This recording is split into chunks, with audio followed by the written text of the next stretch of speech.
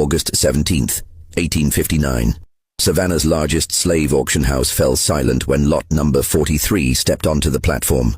27 bidders had their paddles ready that sweltering afternoon, but within minutes, only one hand remained in the air. The woman standing in chains was young, healthy, and experienced in valuable domestic skills. Her starting price was deliberately set low. Yet something made every plantation owner in that room lower their eyes and step back. Something they knew.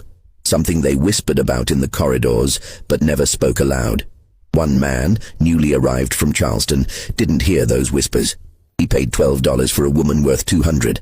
Within 6 months, he would understand why silence had filled that auction house, and by then, it would be far too late to save himself. Before we continue with the story of what happened in Chatham County that year, I need you to do something. Hit that subscribe button right now, because stories like this one, pulled from the darkest corners of American history, are what we bring you every week. And leave a comment telling us what state or city you're watching from. I'm curious to know how far these tales of terror travel. Now, let me tell you about the purchase that changed everything. The auction house on Broughton Street had seen thousands of transactions since its establishment in 1842, but the events of that August afternoon would be remembered differently than any other sale. The air inside the building was thick with unwashed bodies, tobacco smoke, and fear that no amount of whitewash could cover. But there was something else that day. Something the regular attendees noticed immediately. A tension that made even hardened slave traders shift uncomfortably in their seats. Savannah in 1859 stood as one of the South's most prosperous cities, its wealth built entirely on cotton and forced labor.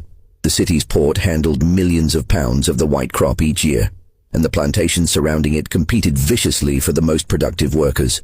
Chatham County's soil was rich, its growing season long, and its plantation owners ruthless in their pursuit of profit. Thomas Cornelius Pruitt arrived in Savannah 3 weeks before that fateful auction. At 34 years old, he represented new Southern money, the kind that made old families uncomfortable. His father had made a fortune in Charleston through cotton speculation, and died suddenly, leaving Thomas with more wealth than experience. Thomas had purchased the old Waverly plantation site unseen, eager to prove himself among Georgia's planting elite. The property came cheap, the previous owner having died without heirs, and Thomas saw it as his opportunity to build a legacy. The Waverly estate stretched across 800 acres of prime cotton land along the Vernon River. The main house displayed columned grandeur despite needing repairs. 42 enslaved people came with the property, but Thomas's overseer, a lean man named Hutchins, advised he would need at least 60 to work the land properly for the coming season. Hence his presence at the Broughton Street auction house that August morning, cash in hand and determination in his eyes. The auction began at 10 o'clock. Thomas bid successfully on 3 young men and an experienced cook, spending nearly $5,000 by noon. During the lunch break, he overheard a conversation between 2 planters he recognized from a dinner party the previous week. "You staying for the afternoon session?" one asked. "No reason to. Already got what I came for. Besides, I know what's coming. Heard they're finally selling her." "About time. Been sitting in the holding pens for 3 weeks. Nobody wants to buy." "Still can't believe what happened at the Pemberton place. 3 men dead inside of 2 months. 4, if you count old Pemberton himself. Though Dr. Reeves said that was his heart. Mighty convenient timing." Thomas stepped back before they could notice him, his curiosity piqued. When the auction resumed at 1 o'clock, several morning bidders had not returned. The first 3 afternoon lots sold quickly, then came lot 43.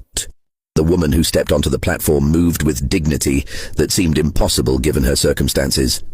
She appeared to be in her early 30s, skin the color of polished walnut, features sharp and defined.